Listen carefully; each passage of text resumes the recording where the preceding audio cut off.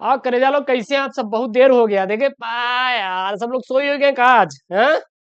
एक बार मैं नोटिफिकेशन भेज देता हूँ ताकि सभी बच्चे जुड़ जाएं, ठीक है ना? आज नेटवर्क का इशू था भैया, नेटवर्क इतना इशू चल रहा था कि बता नहीं सकते, बार बार बार बार यार सेट करना पड़ रहा था। चलिए कोई ना, हम एक बार यहाँ पे सही बच्चों को भेज दे रहे हैं नोटिफिकेशन और बच्चे जुड़ जाएंगे यहाँ पे बराबर कि महाभारत बैच में क्लासेस जो लाइव आ चुकी है एकदम ज्वाइन करो यार भाई, तगड़े वाले एकदम। आप लोग भी शेयर कर दो भैया। सूरज है यहाँ पे, शिवम कुमार है। लाइव तो यार लेट हो गया भैया, आज उनकी याद आ गई थी हमें लग रहा है। और उनकी याद में उधर नेटवर्क चला गया था। हाँ? अब भाई ज्वाइन ना हो भाई, लो भैया भेज दिए। तगड़ा वाला पेपर है आज तो, एकदम भयंकर वाला सॉल्व करेंगे क्योंकि लास्ट के 2 पेपर बचे हुए हैं हमारा, आज और कल, है कि नहीं? अब भैया अर्पित बेटा और महेंद्र, नवदीप, दिवांशु, अंकुश, और कौन बेटा यहाँ पे? तस्लीम, उवेश, नवदीप, बहुत बढ़िया। नवीन, निखिल, सही बच्चे यहाँ पे जुड़ गए हैं, बहुत बढ़िया। साहिल, हाँ क्या हाल है? उमेश, बहुत बढ़िया। योगेश, सभी बच्चे जुड़े हुए हैं, बहुत अच्छा लगा मुझे कि आप लोग मेरा इंतजार करते रहते हैं। और जो मैं पेपर दे रहा हूँ सर पढ़ते चले जाइएगा, ठीक है ना?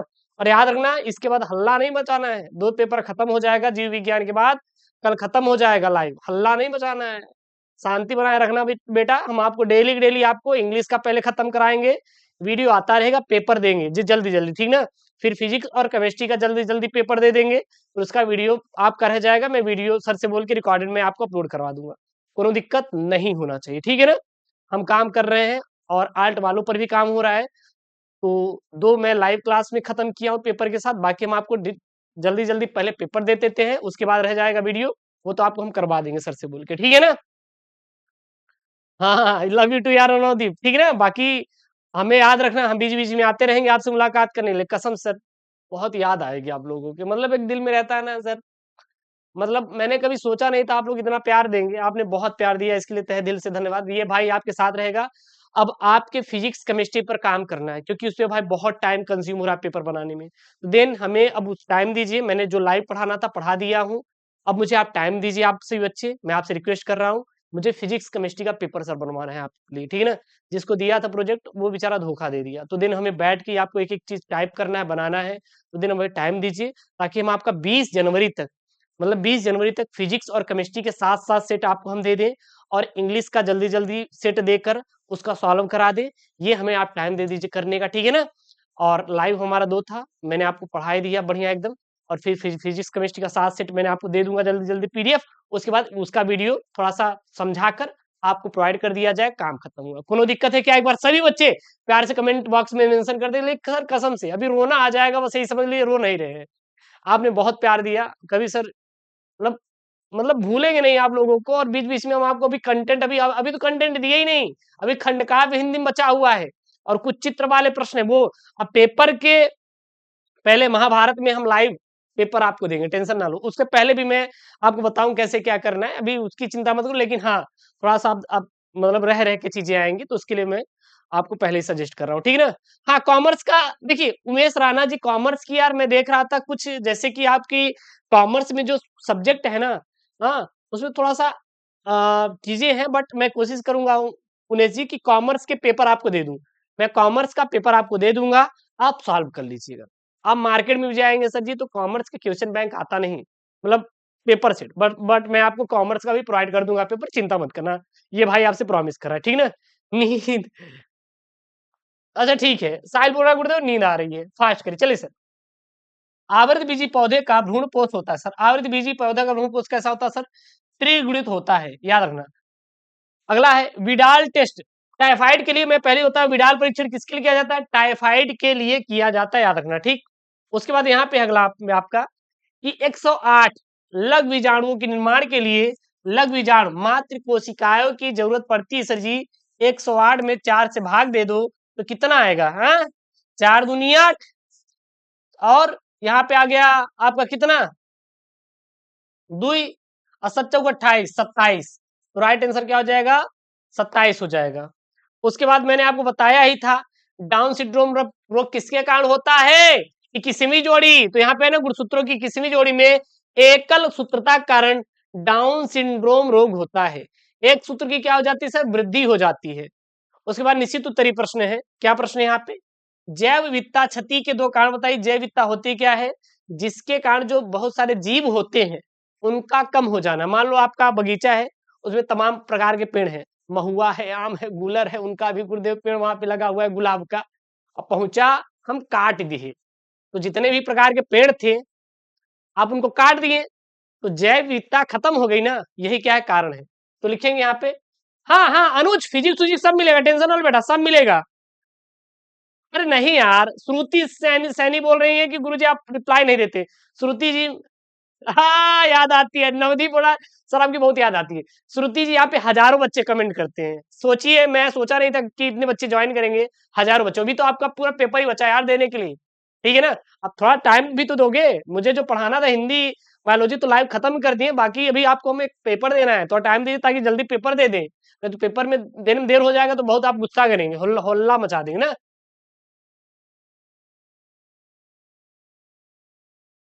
हाँ बिल्कुल शिवांशी, चलिए सर। अरे नवदीप बेटा, हम हैं आपके साथ, टेंशन ना लो यार, हम हमेशा रहेंगे बैच में। अरे लाओगे अच्छा नंबर। तो वनों की कटाई, सबसे पहले जैव विविधता के दो कारण तो लिखना है। वनों की कटाई यानी कि वनों की अंधाधुंध कटाई के कारण प्राकृतिक आवास नष्ट हो रहे हैं, जिससे जैव विविधता पर प्रतिकूल प्रभाव पड़ रहा है। उसके बाद प्रदूषण, जल, वायु और मृदा प्रदूषण से जीवों का जीवन प्रभावित होता है और अनेक प्रजातियां क्या हो रही सर जी? समाप्त हो रही हैं। ठीक है। अगला ख वाला प्रश्न है यहाँ पे। मानवों में किसी एक लिंग संलग्न अप्रभावी विकार का नाम लिखिए। तो मानव में किसी एक लिंग संलग्न अप्रभावी विकार कौन सा है? तो पहला सर हीमोफीलिया है। क्या है? यह किसी एक लिंग संलग्न का अप्रभावी क्या विकार है? क्या लिखेंगे? यह एक रक्तस्राव का रोग है जो मुख्य रूप से पुरुषों में होता है। यह एक रक्तस्राव का रोग है जो किस में होता है? पुरुषों में होता है। इसमें रक्त का थक्का नहीं जमता, जिससे रक्तस्राव अधिक समय तक होता है। मतलब कि अगर किसी पुरुष के अंदर को अगर चोट लग जाए, मान लीजिए मैं पुरुष हूँ, अरे भैया पुरुष समझ रहे हैं, लड़का चोट लग गई तो इसमें रक्त का थक्का जल्दी नहीं बनता, जिसके कारण खून बहता रहता है। उसे क्या कहते हैं सर जी? लिंग संलग्न अप्रभावी विकार कहते हैं, जैसे हीमोफीलिया। आईयूडी का पूरा नाम इंट्रा यूरिटेन डिवाइस, इंट्रा यूरेटिन डिवाइस होता है। यहाँ पे देखिएगा, इंट्रा यूटेरिन डिवाइस, हिंदी में क्या कहते हैं? गर्भाशय अंतः, यहाँ पे गर्भाशय अंतः गर्भाधान उपकरण कहती हैं। ठीक। अगला प्रश्न यहाँ पे घ वाला क्या है? नाइट्रोजन स्थिरीकरण के लिए उत्तरदायी किन्हीं दो नील हरित शैवाल साइनोबैक्टीरिया के नाम लिखिए। चलिए, तो पहला यहाँ पे नॉइस्टॉक और दूसरा क्या है? एनाबीना है। सीधा नोट कर लो, यह दो नाइट्रोजन स्थिरीकरण करने वाले उत्तरदायी दो हरित शैवाल है। बाकी पढ़ने के लिए आप लिख सकते हैं। जो नॉइस्टॉक होता है, यह नील हरित शैवाल मिट्टी में पाया जाता है और नाइट्रोजन को स्थिर करने में महत्वपूर्ण भूमिका निभाता है। और एनाबिना, यह नील हरित शैवाल धान के खेतों में पाया जाता है और मिट्टी की उर्वरता बढ़ाने में क्या करता है सर? मदद करता है। क्या करता है? मदद करता है। अगला यहाँ पे प्रश्न है, क्या है? जेल इलेक्ट्रोफोरेसिस क्या है सर? जेल इलेक्ट्रोफोरेसिस क्या होता है बताना है। तो जेल इलेक्ट्रोफोरेसिस का एक प्रयोगशाला तकनीकी, जो जेल इलेक्ट्रोफोरेसिस है, यह एक सर प्रयोगशाला टेक्निक है, तकनीकी है, जिसका उपयोग डीएनए, आरएनए या प्रोटीन जैसे बायो बायोमॉलिक्यूल्स को उनके आकार के आधार पर अलग करने के लिए किया जाता है। इस तकनीकी में एक जेल आमतौर पर एगारोज या पॉली एक्रिलाइमाइड एक्रिलाइमाइड में एक विद्युत क्षेत्र लगाया जाता है। चूंकि डीएनए क्या होता है सर? ऋणात्मक आवेशित होता है, इसीलिए विद्युत क्षेत्र की ओर गति करता है और छोटे टुकड़े बड़े टुकड़ों में बड़े टुकड़ों की तुलना में जेल में अधिक तेजी से चलते हैं और वे एक दूसरे से क्या हो जाते हैं? अलग हो जाते हैं। वही क्या होता है? जेल इलेक्ट्रोफोरेसिस होता है। बाकी इसको पढ़ लेना यार, पीडीएफ में दिया है, ठीक है ना। हम आपको बहुत डिटेल में समझाएंगे तो वीडियो बहुत बड़ा हो जाएगा और आपको नींद भी आ रही है। अच्छा अंकित, नेट नहीं चल रहा है? चलेगा।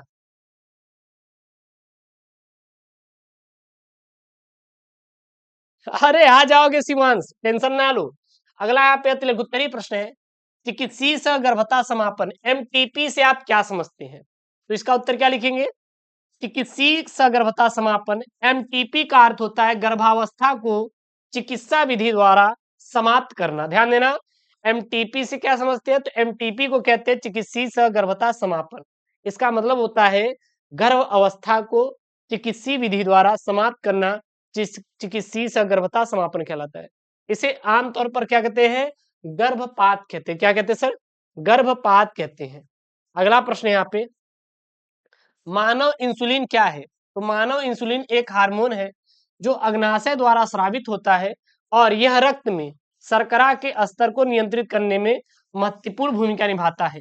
मधुमेह रोगियों में इंसुलिन का उत्पादन कम या बंद हो जाता है, जिसके कारण रक्त में शर्करा का स्तर बढ़ जाता है और इसे कहते हैं क्या है? इंसुलिन का काम करता है। ठीक, अगला यहाँ पे आपका प्रश्न क्या है?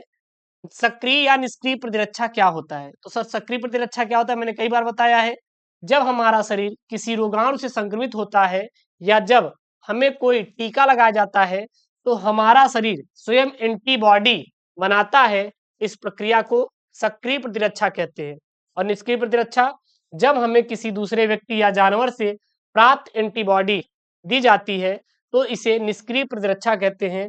उदाहरण के लिए जैसे नवजात शिशु को माँ के दूध से एंटीबॉडी मिलता है तो क्या होता है? निष्क्रिय प्रतिरक्षा होता है। अगला प्रश्न है यहाँ पे, डीएनए तथा आरएनए में दो अंतर लिखिए। तो डीएनए तथा आरएनए में दो अंतर लिखना है। इसी में देख लेते हैं। सबसे बात करें पहले शर्करा की, दूसरा नाइट्रोजन क्षार की। यानी कि डीएनए में डीऑक्सीराइबोज शर्करा होती है, जबकि आरएनए में कौन सी शर्करा होती है भैया? राइबोज शर्करा होती है। ध्यान देना, दो अंतर बोला है ना। तो शर्करा की बात करें तो जो शर्करा होता है डीएनए में डीऑक्सीराइबोज शर्करा होती है और आरएनए में कौन सी होती है? राइबोज शर्करा होती है। नाइट्रोजन की क्षार की बात करें तो डीएनए में थाइमिन होता है और आरएनए में क्या होता है सर? यूरेसिल होता है। क्या होता है? यूरेसिल होता है। अगला यहाँ पे प्रश्न है, पारितंत्र में उत्पादकता को परिभाषित कीजिए। सर पारितंत्र में उत्पादकता होता क्या है? तो लिखेंगे उत्पादकता पारितंत्र में उन जैविक प्रक्रियाओं को कहते हैं। उत्पादकता पारितंत्र में उन जैविक प्रक्रियाओं को कहते हैं जिनके द्वारा ऊर्जा और जैविक पदार्थों का क्या होता है? निर्माण किया जाता है। यह मुख्यतः प्राथमिक उत्पादों जैसे पौधे द्वारा सूर्य की ऊर्जा का उपयोग करके किया जाता है। यानी जो पौधे होते हैं वो सूर्य की ऊर्जा को प्राप्त करके अपना भोजन बनाते हैं। यही क्या कहलाता है? उत्पादकता कहलाता है। अब यहाँ पे लघु उत्तरीय प्रश्न है। क्या है सर जी? लघु उत्तरीय प्रश्न है। प्रश्न क्या, ध्यान देना, उत्परिवर्तन का उदाहरण सहित व्याख्या कीजिए। सर उत्परिवर्तन होता क्या है? किसे कहते हैं उत्परिवर्तन? तो जिनकी रासायनिक संरचना में अकस्मात परिवर्तन के फलस्वरूप जिनकी बदली हुई संरचना, जिनके लक्षण अगली पीढ़ी की संतान में परिलक्षित होते हैं, उत्परिवर्तन कहलाता है। उत्परिवर्तन क्या होता है? ध्यान देना, जिनकी रासायनिक संरचना में अकस्मात परिवर्तन के फलस्वरूप जिनकी बदली हुई संरचना, जिनके लक्षण अगली पीढ़ी की संतान में परिलक्षित होते हैं, उत्परिवर्तन कहलाता है। उत्परिवर्तन का जैव विकास में क्या क्या महत्व है वो यहाँ पे लिखा हुआ है। सबसे पहला महत्व है, उत्परिवर्तन के कारण जीवों में उत्पन्न नए लक्षण अचानक और एवं कम समय में उत्पन्न होते हैं। दूसरा, एक जाति से मिलती जुलती जातियां उत्पन्न हो सकती है। तीसरा, उत्परिवर्तन का ज्ञान होने पर कृत्रिम उत्परिवर्तन के द्वारा नई प्रजातियों का विकास किया जाता है। ठीक, जैसे जैसे कोल्चिसिन एक रसायन है। कोल्चिसिन से जीनिया गामा किरणों की सहायता से सोनेरा 64, साबरमती 64 जो कि गेहूं की प्रजातियां हैं इत्यादि प्राप्त की जाती है। किसके द्वारा? उत्परिवर्तन। कुल मिला के ये समझ के चलिए कि एक गेहूं है जिसकी पैदावार कम है, उसके जीन में हमने परिवर्तन किया और जब हम उसको दोबारा से बोया तो उसमें ज्यादा वृद्धि हुई, तो वही क्या कहलाता है? उत्परिवर्तन कहलाता है। ठीक, अगला प्रश्न यहाँ पे 6 वाला क्या बोल रहा है? अनुवांशिक इंजीनियरिंग क्या है? अनुवांशिक इंजीनियरिंग के इन्हीं दो अनुप्रयोगों को लिखिए। सर अनुवांशिक इंजीनियरिंग होता क्या है और इसके दो अनुप्रयोग लिखना है। तो देखते हैं, अनुवांशिक इंजीनियरिंग एक तकनीकी है, यानी कि एक टेक्नोलॉजी है जिसके द्वारा किसी जीव के डीएनए में परिवर्तन करके उसके लक्षणों को बदला जा सकता है। उसे क्या कहते हैं? आनुवांशिक इंजीनियरिंग कहते हैं। इसका सर उपयोग कहाँ पे करते हैं? तो कृषि के क्षेत्र में और चिकित्सा के क्षेत्र में। कृषि क्षेत्र में कैसे करते हैं? फसलों में कीटनाशकों के प्रतिरोध, सूखा सहिष्णुता और पोषण मूल्य बढ़ाने के लिए आनुवांशिक इंजीनियरिंग का उपयोग किया जाता है। चिकित्सा में कहाँ पे करते हैं? जैसे इंसुलिन, वैक्सीन और अन्य दवाओं के उत्पादन के लिए आनुवांशिक रूप से संशोधित जीवाणुओं का उपयोग हम लोग करते हैं। अगला प्रश्न है यहाँ पे, क्या सर? न्यूक्लियोटाइड पर एक टिप्पणी लिखिए सर। न्यूक्लियोटाइड क्या होता है? इस पे टिप्पणी करना है। तो न्यूक्लियोटाइड डीएनए एवं आरएनए के मूल इकाई होते हैं। जो न्यूक्लियोटाइड होते हैं ये डीएनए और आरएनए क्या होते हैं? मूल इकाई होते हैं। यानी कि डीएनए और आरएनए होता है वो न्यूक्लियोटाइड से ही मिलकर बना होता है। ये नाइट्रोजन बेस, एक शर्करा और एक फास्फोर समूह से मिलकर बने होते हैं। ये कैसे होते हैं? तो ये एक नाइट्रोजन बेस, एक शर्करा और एक फास्फोर समूह से मिलकर क्या होते हैं सर? बने होते हैं। न्यूक्लियोटाइड्स एक दूसरे से जुड़कर डीएनए और आरएनए अणुओं का क्या करते हैं सर? निर्माण करते हैं। क्या करते हैं? निर्माण करते हैं। अगला प्रश्न यहाँ पे, न्यूमोनिया और अमीबियता के लक्षण लिखिए। सर न्यूमोनिया के लक्षण कौन कौन से होते हैं? तो जैसे बुखार आना, खांसी, कभी कभी बलगम निकलना खांसी के साथ, सांस लेने में तकलीफ, सीने में दर्द, थकान इत्यादि न्यूमोनिया का क्या है सर जी? लक्षण है। और अमीबता के लक्षण क्या क्या है? तो दस्त, कभी कभी खून की उल्टियां, मतलब खून, मतलब कि जब मल त्याग करते हैं तो दस्त आता है, तो कभी कभी खून भी निकलता है उसके साथ। पेट में दर्द, बुखार, मतली यानी कि जी मचलाना और वजन में कम होना। तो ये क्या होते हैं सर? इसके लक्षण है। पेपर में उतना ही लिखना है जितना वो पूछा जाएगा, ठीक है? अब ये नहीं कि आप उत्तर इतना बड़ा रट लिए, आपको समझ ही नहीं आ रहा है। हमें क्या, हम उत्तर लिखवा दें 2-2 3-3 पेज का, जैसे किताब में लिखाया जाता है, समझ में नहीं आएगा, ना आप याद कर पाओगे। तो इसीलिए सर हम ऐसा आपको आंसर दे रहे हैं, सबसे सिंपल, सबसे सरल भाषा में, ठीक है ना? ठीक। अरे हो गया साहिल, अब 2 ही क्लास और बची है। कल अंतिम क्लास है बायोलॉजी की, बाकी सब आपको रिकॉर्डेड ही मिलेगा। तो फिर अब लाइव कहाँ रहा? ठीक, खत्म है वैसे भी लाइव क्लास अपनी सब। यहाँ पे अब 5वां का प्रश्न है, सूक्ष्म जीवों के औषधि उपयोग का वर्णन कीजिए। तो लिखेंगे, सूक्ष्म जीव विशेषकर बैक्टीरिया और फंगस औषधि क्षेत्रों में अत्यंत महत्वपूर्ण भूमिका निभाते हैं। इनका उपयोग विभिन्न प्रकार की दवाओं और चिकित्सा उत्पादों के निर्माण में किया जाता है, जैसे एंटीबायोटिक्स को बनाने में और वैक्सीन बनाने में।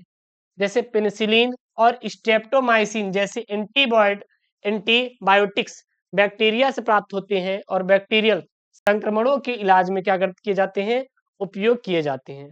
वहीं पर बात करते हैं सर जी वैक्सीन की, तो कई वैक्सीन सूक्ष्म जीवों या उनके उत्पादों से बनाई जाती है, जो हमें विभिन्न बीमारियों से क्या प्रदान करती है सर? सुरक्षा प्रदान करती है। अगला हम लोग इनका उपयोग कहाँ पे करते हैं? विटामिन और अमीनो एसिड बनाने में। कुछ सूक्ष्मजीव विटामिन और अमीनो एसिड का उत्पादन करते हैं, जिनका उपयोग पूरक आहार के रूप में किया जाता है। अगला है बायोटेक्नोलॉजी। तो सूक्ष्मजीवों का उपयोग इंसुलिन, ग्रोथ हार्मोन और अन्य महत्वपूर्ण जैव चिकित्सीय उत्पादों के उत्पादन में भी हम लोग करते हैं। ठीक। अगला यहाँ पे प्रश्न है, एलर्जी पर एक टिप्पणी लिखिए।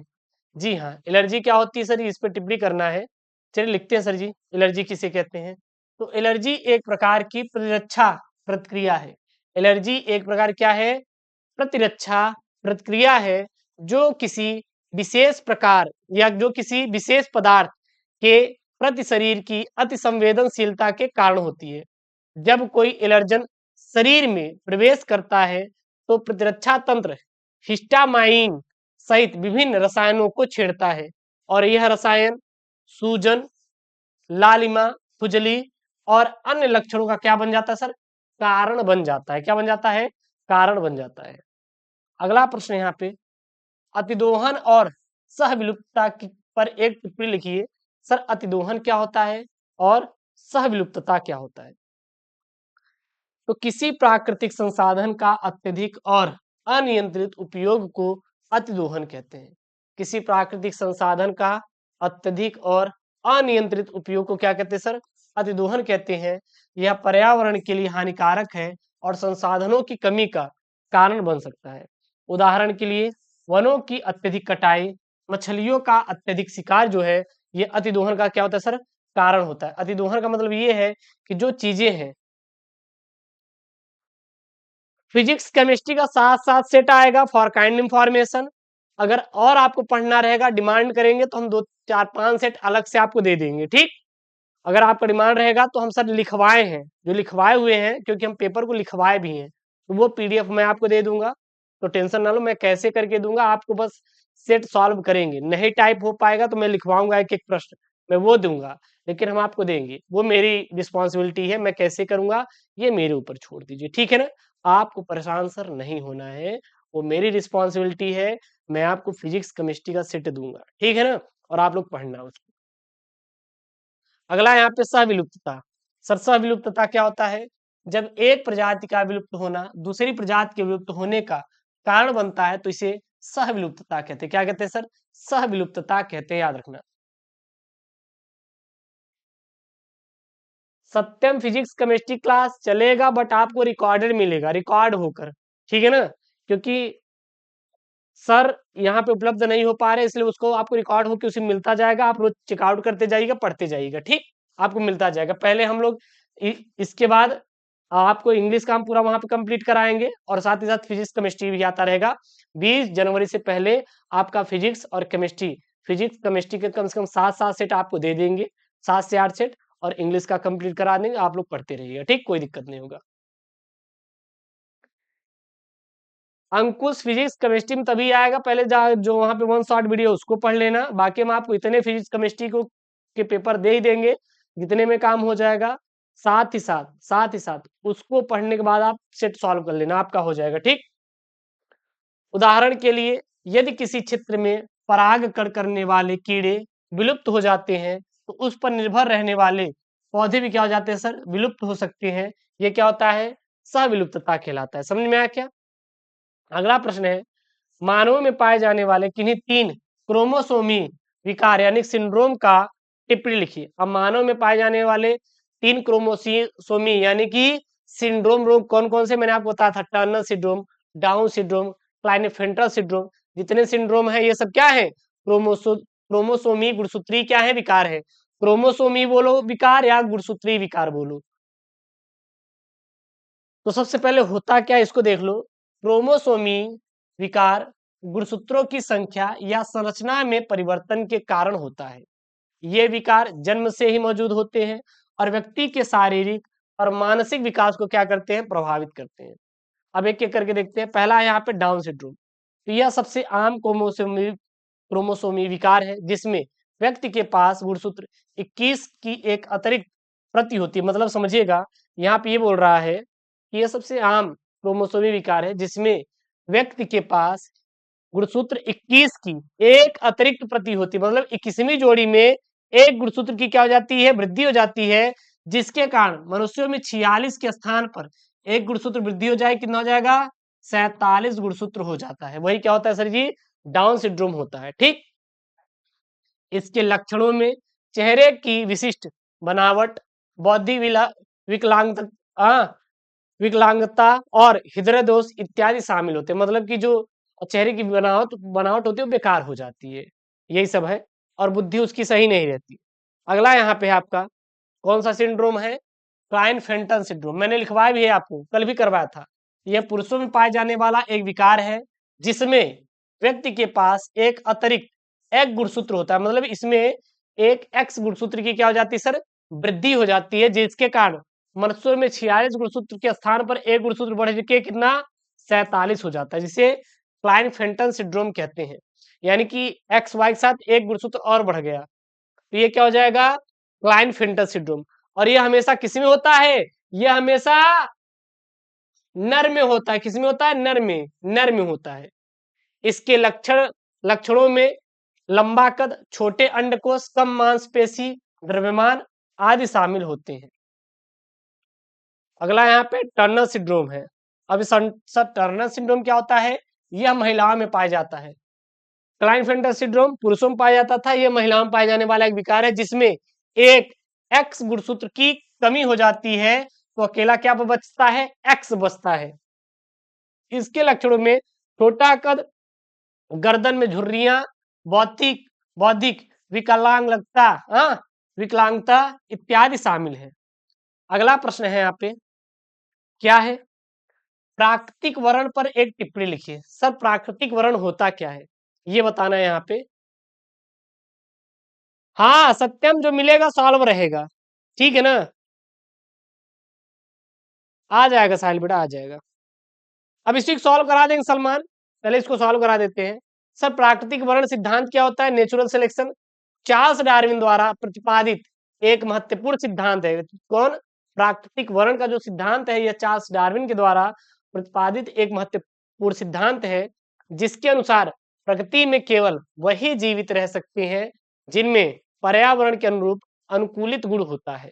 इसका मतलब है कि जो जीव सबसे अच्छे तरीके से अपने वातावरण में जीवित रह सकते हैं, वे प्रजनन कर सकते हैं और अपनी संतान में उन गुणों को प्राप्त कर सकते हैं। इस प्रक्रिया में प्राकृतिक चयन उन गुणों को प्रोत्साहित करता है जो अस्तित्व और प्रजनन के लिए फायदेमंद होते हैं, और जो अनुकूलित नहीं होते वे धीरे धीरे क्या हो जाते हैं? समाप्त हो जाते हैं। और यही सिद्धांत क्या है? प्राकृतिक वर्ण का सिद्धांत है।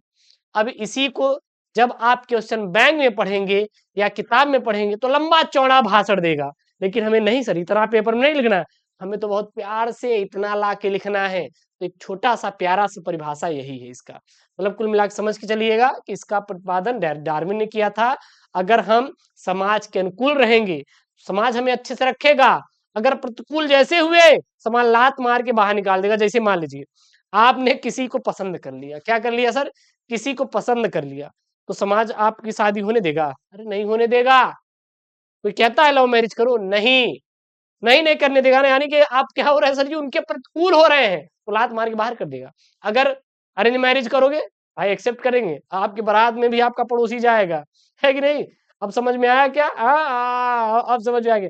ये तो जब तक आपको प्रैक्टिकल में ना समझाए ना, तब तक आपको समझ में नहीं आता। आप लोगों को यार जब तक प्रैक्टिकल ना समझाऊं हम, तब तक समझ में नहीं आता। क्या बताएं आप लोगों को, हम क्या बताएं सर? एक बार यार प्यार से कमेंट बॉक्स में मेंशन कर दो यार, किसी को कोई दिक्कत हो तो बेटा।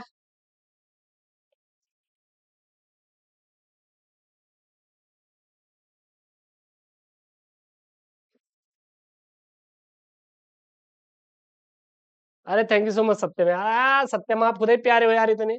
चलिए अगला यहाँ पे प्रश्न है, क्या है यहाँ पे? दृश्य प्रारूप और जिन प्रारूप में विभेद लिखिए। बोले तो अंतर लिखिए। तो चलिए लिखते हैं। एक तरफ लिखते हैं सर जी दृश्य प्रारूप, और दूसरी तरफ लिखते हैं जिन प्रारूप। तो दृश्य प्रारूप यानी फिनोटाइप, जिन प्रारूप जीनोटाइप। जो हमारा फिनोटाइप है यह दिखता रहता है, और जीनोटाइप हमारे अंदर होता है। समझ में लेना, ऐसे ही समझ लेना। तो किसी जीव के जो लक्षण दिखाई देते हैं उन्हें दृश्य प्रारूप कहते हैं। जीव की वंशागति जानकारी डीएनए में जीन के रूप में होती है और जीवन भर एक समान रहती है। वाय स्वरूप के रूप में जीन की अभिव्यक्ति होती है, और शरीर के अंदर अनुवांशिक पदार्थ के रूप में मौजूद होता है। कौन? जीनोटाइप या जीनी प्रारूप। अगला यहाँ पे लिखेंगे कि दृश्य प्रारूप माता पिता से विरासत में नहीं मिलता, लेकिन जिन प्रारूप माता पिता से संतानों में विरासत में मिलता है। इसका निर्धारण जीव को देखकर किया जा सकता है, लेकिन इसे पॉलीमरेज चेन रिएक्शन जैसे वैज्ञानिक तरीकों से निर्धारित किया जा सकता है। जीन यह जीनोटाइप और पर्यावरणीय परिस्थितियों से प्रभावित होता है, और यह जीन से प्रभावित होता है। बस यही याद करना हो गया। अगला प्रश्न यहाँ पे, मेंडल द्वारा मटर के पौधे के अध्ययन में, ये इंपॉर्टेंट भैया, ये इंपॉर्टेंट है। मेंडल द्वारा मटर के पौधे में अध्ययन के लिए 7 विप्रयासी विशेषकों पर एक टिप्पणी करिए। भैया ये इंपॉर्टेंट कर जो याद रखना यार, ये बहुत मोस्ट इंपॉर्टेंट, ठीक ना?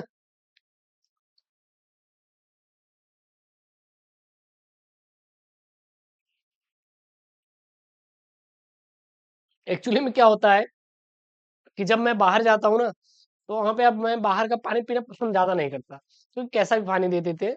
तो हम जाते हैं तो वाटर पानी लेते हैं, और जब बॉटल का पानी बचा रहता है तो मैं उठा लाता हूँ।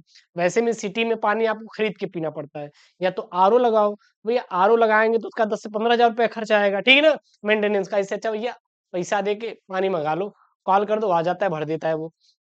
तो मैं उठा लेता हूँ। मैंने कहा यार छोड़ो, ये बॉटल भी काम में आ जाएगा, और जो पानी भरा हुआ है वो मैं पी लूंगा रूम में। तो उठा ले आता हूँ, अभी एक बोतल वहां पे भी रखा है। ठीक, चले सर।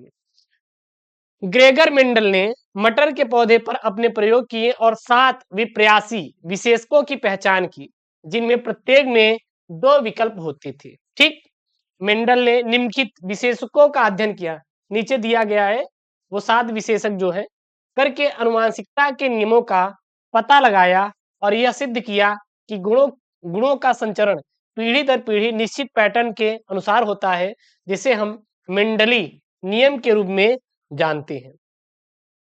मेंडल ने बताया, यहाँ पे देखना, सबसे पहला लक्षण क्या था विशेषक? बीज का आकार प्रभावी में गोल था, अप्रभावी में क्या था? झुर्रीदार था। सामने भी दिख रहा है। अगला है, दूसरा है बीज का रंग। मैं पीडीएफ में दे दूंगा तो वहां पे अच्छे से दिखाई देगा, मान लो नहीं दिखाई दे और पीडीएफ में देख लेना। ठीक, बीज का रंग पीला और क्या था? हरा था। तीसरा लक्षण क्या था? फूल का रंग बैगनी था, प्रभावी में, अप्रभावी में क्या था? सफेद था। चौथा विशेषक क्या था? चौथा लक्षण क्या था? फली का आकार। फली का आकार प्रभावी में फूली हुई थी, अप्रभावी में मतलब कैसी थी सर? सिकुड़ी हुई थी। पांचवा लक्षण फली का रंग प्रभावी में हरा था सर, अप्रभावी में कैसा था? पीला था। उसके बाद यहाँ पे सर छठवा जो है, पुष्प की स्थिति प्रभावी में अच्छी थी और अप्रभावी में क्या थी? अत्यंत थी। सातवां, तने की ऊंचाई प्रभावी में लंबा था, अप्रभावी में क्या था? बौना था। रट लेना, ये पीडीएफ मिल जाएगा, इसको रट लेना। अगला यहाँ पे प्रश्न है, निम्नलिखित पर टिप्पणी करिए। किस पर सर जी? जैव सूचना विज्ञान और एमनियोसेंटेसिस। मैंने कल बताया था एमनियोसेंटेसिस क्या होता है, मैंने कल बताया था ना, जब कोई महिला गर्भवती होती है, पेट में बच्चा होता है, तो उसके गर्भाशय से पता लगाना कि जो भ्रूण है वो लड़का है या लड़की, या फिर भ्रूण में कोई विकार तो नहीं है अनुवांशिक, इसका पता लगाने के लिए हम किसका उपयोग करते हैं? एमनियोसेंटेसिस को उपयोग करते हैं। जैव सूचना विज्ञान क्या होता है? जैव सूचना विज्ञान एक ऐसा क्षेत्र है जिसमें जीव विज्ञान और कंप्यूटर विज्ञान का उपयोग करके जैविक डेटा का संग्रह, विश्लेषण और व्याख्या की जाती है। इनमें जीनोमिक्स और प्रोटियोमिक्स और अन्य जैविक डेटा का विश्लेषण शामिल है। इसका उपयोग नए दवाओं के विकास, रोगों का निदान और कृषि में सुधार के लिए किया जाता है। ठीक, अगला यहाँ पे वो क्या सर जी? यहाँ पे अगला है एमनियोसेंटेसिस। एमनियोसेंटेसिस क्या है?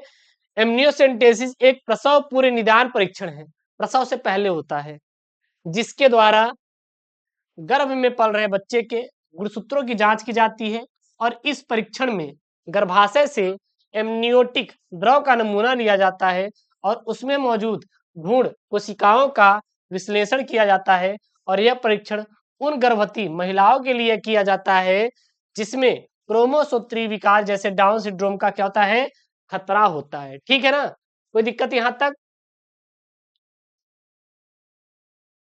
अरे बिल्कुल सत्यम, हैप्पी बर्थडे बेटा, अगर तुम्हारा जन्मदिन है तो आज। अगला है विस्तृत उत्तरीय प्रश्न सर, 5 नंबर के आएंगे। क्या यहाँ पे? संवाहक में क्लोनिंग करने हेतु आवश्यक विशेषकों की व्याख्या कीजिए। चलिए सर जी, संवाहक में क्लोनिंग करने हेतु विशेषताओं की व्याख्या करना है। सबसे पहले जानते हैं सर संवाहक होता क्या है? संवाहक को बोलते हैं वेक्टर। अगर पेपर में आ जाए वेक्टर या आ जाए संवाहक तो एक ही लिखना है। तो एक कृत्रिम रूप से तैयार किया गया डीएनए का अंश है जिसका उपयोग एक विशिष्ट जीन या डीएनए टुकड़ों को कोशिका में स्थानांतरित करने के लिए किया जाता है। क्लोनिंग प्रक्रिया में यह बाहरी डीएनए को जीनोम के साथ जोड़ने का क्या करता है? काम करता है। किसी भी सफल क्लोनिंग के लिए संचारक बोले वेक्टर में निम्नलिखित विशेषताएं होनी चाहिए। कौन कौन सी होनी चाहिए? सबसे पहला जो विशेषता होनी चाहिए, यह स्वतंत्र रूप से गुणा करने की क्षमता रखे, यानी कि संचारक को कोशिका के भीतर स्वतंत्र रूप से गुणा करने की क्षमता होनी चाहिए, मतलब गुणन करने की। यहाँ गुणन भी लिख सकते हैं या फिर यहाँ पे गुणन भी लिख सकते हैं, ठीक ना? गुणन करने की क्षमता होनी चाहिए ताकि उसमें डाले गए जिन का भी गुणन हो सके। इसके लिए संचारक में एक ऑरिजिन ऑफ रिप्लिकेशन या ओरिजिन ऑफ रिप्लिकेशन होना चाहिए। दूसरा है चिन्हित जिन की उपस्थिति। इसमें क्या लिखेंगे? इसमें लिखेंगे संचारक में एक चयनात्मक मार्कर जिन जैसे एंटीबायोटिक प्रतिरोध जिन होना चाहिए। यह जिन क्लोनिंग के दौरान यह सुनिश्चित करता है कि केवल वे कोशिकाएं जीवित रहें जिनमें संचारक में डाला गया बाहरी डीएनए हो। उसके बाद अगला है यहाँ पे तीसरा सर जी, क्लीवेज साइट, क्या सर जी, क्लीवेज साइट है। इसमें क्या लिखेंगे, संचारक में उपयुक्त क्लीवेज साइट होना चाहिए जहां पर रेस्ट्रिक्शन एंजाइम उसे काट कर नए जीनोम को जोड़ सके। इससे बाहरी डीएनए को संचारक में जोड़ने में आसानी होती है। चौथा है आसान पहचान और चयन। तो संचारक में एक मापदंड जिन होना चाहिए, जैसे ल्यूसीफरेज फरेज, जो शोधकर्ताओं को यह पहचानने में मदद करता है कि कौन सी कोशिकाएं सफल पूर्वक क्लोनिंग की प्रक्रिया में शामिल हुई हैं। और पांचवा होता है कॉम्पेटिबिलिटी, क्या सर जी, कॉम्पेटिबिलिटी। तो संचारक का आकार और संरचना ऐसी होनी चाहिए कि वह लक्ष्य कोशिका में आसानी से प्रवेश कर सके और लक्ष्य कोशिका की प्रकार के साथ संगत हो। अथवा में पेपर में आएगा, द्विसंकर क्रॉस का चेकर बोर्ड की सहायता से वर्णन कीजिए। ये मैंने द्विक्रॉस संकर चेकर बोर्ड दिया है और मैं इसको आपको अलग से समझा दूंगा, ठीक है ना। यहाँ पे आप देख लीजिए, लेकिन आपको याद करना तो कर सकते हैं, बट हम इसको आपको अलग से समझा देंगे, तो इसको लेके बहुत ज्यादा टेंशन मत लेना। अगर आपको करना रहेगा तो पीडीएफ में, बट हम इसको आपको अलग से वीडियो ग्रुप में डाल देंगे, इसका बिल्कुल टेंशन मत लेना, चेकर बोर्ड वाला किसी कोई डाउट नहीं होना चाहिए, ठीक है ना। इसको हम अलग से समझा देंगे, हालांकि ये पीडीएफ में रहेगा, ये इंपॉर्टेंट है, पढ़ना होगा पढ़ लेना। चलिए दिखा देते एक बार, देखिएगा यहाँ पे क्या था, द्विसंकर क्रॉस एक अनुवांशिक प्रयोग है जिसमें दो गुणसूत्रों के गुणसूत्रों के विभिन्न रूपों का अध्ययन किया जाता है। यहाँ पे इसको काट भैया, दो हो गया है, जिसमें जिसमें दो गुणसूत्रों के विभिन्न रूपों का अध्ययन किया जाता है। इसे चेकर बोर्ड या पुन्नेट स्क्वायर के माध्यम से व्यक्त करते हैं, जिसमें हम दो लक्षणों के दो रूपों को लेते हैं। उदाहरण के लिए जैसे युग्मनज ए जो प्रभावी है और ए क्या है, अप्रभावी, और बी जो कि प्रभावी है और स्मॉल बी क्या है, अप्रभावी है। तो एक प्रभावी दूसरा अप्रभावी, एक प्रभावी दूसरा अप्रभावी। यानी मान लीजिए कि दो लक्षण लाल और पीला, लाल का प्रभावी अप्रभावी, पीले का प्रभावी और अप्रभावी, और गोल एवं झुर्रीदार लेकर हम क्या कराएंगे, क्रॉस कराएंगे। तो इसको हम अलग से आपको पढ़ा देंगे, ठीक ना। अगला यहाँ पे प्रश्न है आपका, क्या है, आवृत बीजी पौधों में त्रिसंलयन की क्रियाविधि का वर्णन कीजिए। आवृत बीजी पौधों में त्रिसंलयन क्या होता है, ये यहाँ पे लिखना है। यह एक इंपॉर्टेंट वाला क्या है सर जी, टॉपिक है। क्या होता है आवृत बीजी पौधों में त्रिसंलयन की क्रियाविधि का वर्णन। तो लिखेंगे, आवृत बीजी पौधों में त्रिसंलयन एक अद्वितीय और महत्वपूर्ण प्रजनन प्रक्रिया है जो बीज के निर्माण में महत्वपूर्ण भूमिका निभाती है। इस प्रक्रिया में दो नर युग्मक और एक मादा युग्मक की भागीदारी होती है। इसमें दो नर युग्मक और एक मादा युग्मक की क्या होती है, भागीदारी होती है, जिसके बाद त्रिसंलयन होता है। त्रिसंलयन की प्रक्रिया में देखेंगे तो सबसे पहले परागण होता है, यानी परागकण परागकोश से वर्तिकाग्र पर पहुंचकर परागण की क्रिया करते हैं। उसके बाद नली का अंकुरण होता है। जब परागण की क्रिया संपन्न हो जाती है तो जो परागकण होते हैं वर्तिकाग्र पर क्या होते हैं सर जी, अंकुरित होकर पराग नलिका बनाते, क्या बनाते हैं, पराग नलिका बनाते हैं। अब जो पराग नलिका होता है यह नर युग्मक का भ्रूणकोश में प्रवेश करता है। अब पराग नलिका भ्रूणकोश तक पहुंचती है और इसमें दो नर युग्मक बनते हैं। ध्यान देना, मैं आपको फिर से बता दूं, सबसे पहले परागण की क्रिया होती है, यानी कि जो परागकण होते हैं यह वर्तिकाग्र तक पहुंचकर क्या करते हैं, परागण की क्रिया को संपन्न करते हैं। उसके बाद जो ये हमारे परागकण होते हैं इनका क्या होता है, अंकुरण होता है। अंकुरण होने के बाद इसमें पराग नलिका निकलती है और यही पराग नलिका भ्रूणकोश तक पहुंचती है और इसमें दो नर युग्मक बनते हैं। अब ये जो दो नर युग्मक होते हैं ये मादा अंडाणु से क्रिया करके त्रिनिषेचन क्रिया को पूरी करेंगे। देखिएगा, अब इनका क्या होता है सर जी, निषेचन होता है। क्या होता है, निषेचन होता है। सबसे पहले पहला निषेचन होता है जिसको लोग प्रथम निषेचन कहते हैं, यानी कि एक नर युग्मक अंडाणु के साथ मिलकर युग्मनज बनाता है जो आगे चलकर भ्रूण में विकसित हो जाता है। और जो दूसरा नर युग्मक होता है यह भ्रूण कोश के द्वितीय केंद्रक से साथ मिलकर त्रिगुणित कोशिका बनाता है और जो आगे चलकर भ्रूणपोष में विकसित होता है और भ्रूणपोष को पोषण प्रदान करता है। यही पूरी प्रक्रिया क्या कहलाती है सर, त्रिसंलयन या त्रिनिषेचन कहलाता है। ठीक, त्रिसंलयन के बहुत सारे महत्व हैं, जैसे कि क्या क्या महत्व है, तो बीज का निर्माण करना, भ्रूण को पोषण प्रदान करना और आवृत बीजी पौधों की सफलता बनाने में, तो ये सब है, इसको नहीं लिखना है। मेन वही इंपॉर्टेंट था। अगर आपको करना है तो ये सब याद कर लेना, लेकिन जरूरी नहीं है। ठीक, अगला है यहाँ पे, अगला प्रश्न क्या है अथवा में, क्या है यहाँ पे, मानव में रक्त की मानव रक्त में लसिकाणु और अप अपसारी विकास क्या होता है, इस पर आपको क्या करना है, टिप्पणी करना है। चलिए भैया करते हैं। मानव रक्त में लसिकाणु ये क्या होता है, तो सबसे पहले जानते हैं लसिकाणु या लिम्फोसाइट होता क्या है। तो लसिकाणु या लिम्फोसाइट रक्त में पाए जाने वाले श्वेत कण कोशिकाएं होती हैं, और ये कोशिकाएं शरीर की प्रतिरक्षा प्रणाली का एक महत्वपूर्ण क्या होते हैं सर, हिस्सा होती हैं। और ये कितने प्रकार के होते हैं, ये दो प्रकार के होते हैं। सबसे पहला बी लिम्फोसाइट होता है, और दूसरा जो होता है टी लिम्फोसाइट होता है। ठीक, जो बी लिम्फोसाइट होता है ये एंटीबॉडी का उत्पादन करते हैं, जो रोग जनकों से लड़ने में क्या करते हैं सर, मदद करते हैं। और जो टी लिम्फोसाइट होता है ये अन्य कोशिकाओं को, संक्रमित कोशिकाओं को नष्ट करने के लिए क्या करते हैं, सक्रिय करते हैं। इसको हम लोग टी लिम्फोसाइट कहते हैं। इनका कार्य क्या होता है, तो इनका कार्य होता है रोग प्रतिरोधकता उत्पन्न करना, यानी कि लसिकाणु शरीर को संक्रमण से और रोगों से बचाते हैं, और एंटीबॉडी का उत्पादन करना, यानी कि जो बी लिम्फोसाइट होते हैं विशिष्ट एंटीबॉडी का उत्पादन करते हैं, जो रोग जनकों से जुड़कर निष्क्रिय करते हैं। ठीक, और कोशिका मध्यस्थ प्रतिरक्षा प्रदान करते हैं, यानी टी लिम्फोसाइट कोशिका मध्यस्थ प्रतिरक्षा में महत्वपूर्ण भूमिका निभाते हैं। अगला प्रश्न था अपसारी विकास ये क्या होता है, तो अपसारी विकास एक विकासवादी प्रक्रिया है जिसमें विभिन्न प्रजातियां जो एक सामान्य पूर्वज से उत्पन्न हुई हैं, अलग अलग वातावरण में रहने के कारण अलग अलग लक्षण विकसित करती हैं, उसे हम लोग अपसारी विकास कहते हैं। कौन सा विकास कहते हैं सर, अपसारी विकास कहते हैं। कारण और उदाहरण दोनों देखेंगे, तो अलग अलग वातावरण में जीवित रहने के लिए जीवों को अलग अलग अनुकूलन विकसित करने होते हैं, इसीलिए अपसारी विकास होता है। उदाहरण के लिए देखेंगे तो पक्षियों के पंख और चमगादड़ के पंख एक ही कार्य करते हैं, किसके लिए, उड़ने के लिए, लेकिन ये अलग अलग संरचनाओं से विकसित हुए हैं, और ये क्या होता है, अपसारी विकास का एक उदाहरण है। आगे पॉइंट में लिख सकते हैं, क्या लिख सकते हैं सर जी, अपसारी विकास जैव विविधता को बढ़ावा देता है और विभिन्न पारिस्थितिक तंत्रों में जीवों के अनुकूलन को दर्शाता है। नवा प्रश्न है, बायोस्फीयर रिजर्व और राष्ट्रीय उद्यान पर निबंध लिखिए। आप अगर इतना 8 पेपर तैयार कर ले रहे हैं सर, मैं गारंटी देता हूं इसके बाद आपको कुछ भी पढ़ने की जरूरत बिल्कुल भी नहीं। बिल्कुल आइए सत्यम, हम यहीं पे रहेंगे। हाँ पेंसिल से कर सकते हैं, कोई दिक्कत नहीं है।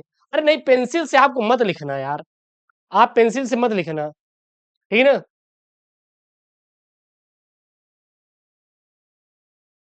पेंसिल से लिखोगे तो मिट जाएगा, पेंसिल मत यूज करना। सर बायोस्फीयर रिजर्व क्या होता है ये देखना, तो बायोस्फीयर रिजर्व ऐसे क्षेत्र होते हैं जहां मानव और प्रकृति एक साथ साम्य सामंजस्यपूर्ण या सामंजस्यपूर्ण रूप में रहते हैं, मतलब दोनों मिल के रहते हैं, मानव और प्रकृति दोनों रहते हैं। ये क्षेत्र जैव विविधता के संरक्षण, पारिस्थितिक तंत्रों के रख रखाव और स्थानीय समुदायों के सतत विकास के लिए समर्पित होते हैं।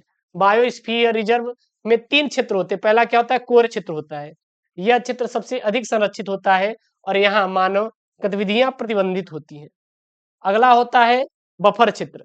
सर बफर क्षेत्र क्या होता है, इस क्षेत्र में शोध और शिक्षा जैसी गतिविधियां की जा सकती हैं। और अगला है परिवर्तन क्षेत्र, तो यह क्षेत्र मानवीय गतिविधियों के लिए खुला होता है, लेकिन स्थिरता को ध्यान में रखते हुए। ठीक, अगला था राष्ट्रीय उद्यान। सर राष्ट्रीय उद्यान क्या होता है, तो राष्ट्रीय उद्यान ऐसे संरक्षित क्षेत्र होते हैं जहां वनस्पति और जीव जंतुओं को प्राकृतिक अवस्था में संरक्षित किया जाता है, और ये क्षेत्र पर्यटन और मनोरंजन के लिए भी क्या होते हैं सर जी, उपयोग किए जाते हैं, लेकिन पर्यावरण को नुकसान पहुंचाए बिना राष्ट्रीय उद्यान जैव विविधता के संरक्षण, पारिस्थितिक संतुलन को बनाए रखने और प्राकृतिक सौंदर्य को संरक्षित करने में महत्वपूर्ण भूमिका निभाते हैं।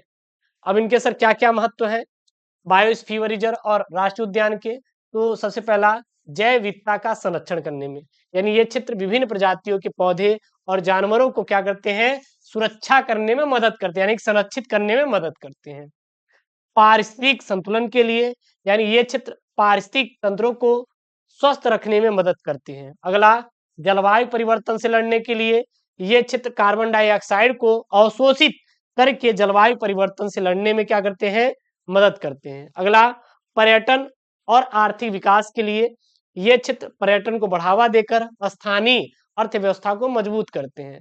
शिक्षा और अनुसंधान, ये क्षेत्र वैज्ञानिक और छात्रों को अनुसंधान करने के लिए एक मंच प्रदान करता है। अगला प्रश्न है यहाँ पे, अथवा में करके पेपर में आएगा, निम्नलिखित पर संक्षिप्त टिप्पणी कीजिए। सर किस पर? मानव जीनोम परियोजना के अनुप्रयोग और भविष्य की चुनौतियां, और अगला है संक्रामक रोग। चलिए, मानव जीनोम परियोजना वाला आप लोग खुद से कर लेना, ये मैं आपको दे रहा हूं, ये आप सॉल्व कर लेना, या फिर जो हैंड रिटेन नोट्स दिया है मैंने वहां पर चैप्टर नंबर 5 और 6 पढ़ लेना, वहां मानव जीनोम प्रोजेक्ट आपको मिल जाएगा, ठीक है ना। जो वंशागति का आणविक आधार है उसी चैप्टर में है, इसको वहां से पढ़ लेना। हम संक्रामक रोग को करा रहे हैं। संक्रामक रोग ऐसे रोग होते हैं जो एक व्यक्ति से दूसरे व्यक्ति में या जानवर से मनुष्य में फैलते हैं। ये रोग सूक्ष्म जीवों जैसे बैक्टीरिया, वायरस, कवक या परजीवी के कारण हो सकते हैं। ये कितने प्रकार के होते हैं? कि ये विभिन्न प्रकार के होते हैं, जैसे सर जी वायु जनित, जल जनित, खाद्य जनित और रक्त जनित। मतलब वायु जनित मतलब हवा के माध्यम से फैलने वाले जो रोग होते हैं वो हमारे वायु जनित रोग होते हैं, जैसे सर्दी और फ्लू हवा के द्वारा फैलता है। जल जनित मतलब कि दूषित जल के माध्यम से फैलने वाले रोग, जैसे हैजा और टाइफाइड। खाद्य जनित जो दूषित भोजन के माध्यम से फैलते हैं, जैसे साल्मोनेला। और अगला है यहाँ पे रक्त जनित। सर रक्त जनित क्या होता है? रक्त के माध्यम से फैलने वाले, जैसे HIV और हेपेटाइटिस बी। अब सर लक्षण क्या होता है इसका? तो बुखार, खांसी, दस्त, त्वचा पर दाने आना इत्यादि इसके लक्षण हैं। इसका रोकथाम कैसे किया जा सकता है? बचाव तो टीकाकरण, स्वच्छता, स्वच्छ जीवन शैली, संक्रमित व्यक्ति से दूरी बनाकर इससे बचाव किया जा सकता है। और ये रहा अपना हमारा सेट नंबर, सर जी कौन सा? 7 है ना, आई थिंक सर 7 नंबर रहा यहाँ पे, सेट नंबर 7। इसके बाद केवल एक ही सेट आपका बचा हुआ है, ठीक है ना। इसके बाद कितना सेट बचा हुआ है? सर केवल आपका बायोलॉजी का एक सेट बचा हुआ है, हो गया है ना। ठीक है, काम खत्म। कल सर हम आपका बायोलॉजी की लास्ट क्लास दे देंगे और इसका PDF मैं आपको दे दूंगा, काम खत्म हुआ। तो कल मिलते हैं सर रात को 9 बजे। हाँ, कोई दिक्कत? SSC GD की नहीं भाई, SSC GD तैयार नहीं करवाते हैं। और आप लोग पढ़ते रहिए एकदम मस्त से, एकदम एंजॉय करते हो। बाकी मैं आपके साथ हूँ, चिंता मत करना। जो पेपर सेट दिए हैं आप ना हल कर लो, सॉल्व कर लो, गारंटी दे सर, चैलेंज कर रहे हैं, हर एक प्रश्न करके आओगे बोर्ड में। और ऐसी वीडियो चाहिए तो चैनल को सब्सक्राइब करिए, वीडियो को लाइक करिए। मिलते हैं नेक्स्ट वीडियो में दोस्तों। Thank you, Jai Hind, take care, bye bye.